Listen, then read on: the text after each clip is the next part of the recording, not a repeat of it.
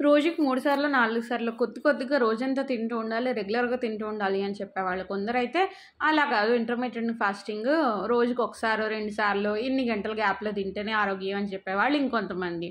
నడిస్తే మంచిది ఆరోగ్యానికి అని చెప్పేవాళ్ళు కొంతమందైతే, అమ్మ బాబోయ్! నడిస్తే మోకాళ్ళు అరిగిపోతాయి. దానికన్నా సింపుల్ ఎక్సర్‌సైజెస్ మంచిదని చెప్పేవాళ్ళు ఇంకొంతమంది. వాటర్ తాగితే మంచిదని చెప్పేవాళ్ళు కొంతమందైతే, అసలు వాటరే కలుషితం అది తాగకపోవడం మొత్తం అని చెప్పేవాళ్ళు ఇంకొంతమంది. సో, ఇంతమంది ఇన్ని రకాలుగా ఈ డైట్ చేయండి, ఆ డైట్ చేయకండి అని ఇన్ని రకాలుగా చెప్తూ ఉన్నానా, అలాంటి వాళ్ళైతే ఏ కన్‌ఫ్యూజన్ లేకుండా చక్కగా కావాల్సింది కొనేసుకొని, వండుకొని తినేస్తూ చక్కగా జీవితాన్నయితే తినడానికే పుట్టానురా, తినడానికే బతుకుతున్నానురా అనిపించేలా తింటూనే ఉంటారు. నాలాంటి వాళ్ళు మీలో ఎవరైనా ఉంటే మాత్రం రిలేట్ అయినట్టు అనిపిస్తే వీడియోకి ఒక లైక్ ఇచ్చి ఛానల్ మాత్రం సబ్స్క్రైబ్ చేసుకోండి. నేనైతే మోస్ట్‌లీ రోజు ఏం వండాలా, ఎప్పుడు వండాలా, ఎలా తినాలా అని ఆలోచిస్తూ ఉంటాను. మా వారిని ఏం వండినావు అని అడిగినప్పుడల్లా ఏదో ఒకటి అంటారు మోస్ట్‌లీ. లేకపోతే పప్పో, ఆలు ఫ్రైయో ఈ 2 తప్ప మూడో ఆప్షనే చెప్పరు. అందుకని ఇంక నేనే నాకు తోచినట్టు వండేస్తూ ఉంటాను. అయితే నాకు నచ్చిన బ్రేక్‌ఫాస్ట్‌లో మెయిన్‌ది గారె. గారె నాకు పెద్దగా నచ్చదు. సాంబార్ ఉంటే ఏదో మేనేజ్ అయితే చేస్తూ ఉంటాను. కానీ మా పిల్లకేమో గారె భలే ఇష్టం. అందుకని వారానికోసారో, 10 రోజులకోసారో ఒకసారైతే చేస్తూ ఉంటాను. పూరి అంటే మాత్రం మహా ఫేవరెట్ అండి బ్రేక్‌ఫాస్ట్‌లో. ఇంకా లంచ్ అంటారా, ఏ కూరైనా అబ్బా! ఈ కూర భలే ఉంటుంది, ఈ కూరతోనే జీవితం అంతా గడిపేయచ్చు అన్నంతలా తింటూ ఉంటాననమాట.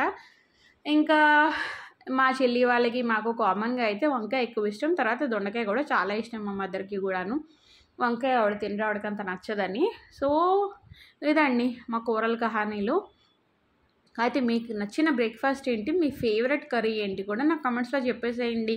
ఇదైతే ఏంటనుకుంటున్నారా? Aloo paratha with onion paratha with onion and paneer curry. పక్కన కొంచెం చిన్న ఆవడ కూడాను. మా వారికి ఆవడ బ్రేక్‌ఫాస్ట్, నాకేమో ఇది బ్రేక్‌ఫాస్ట్.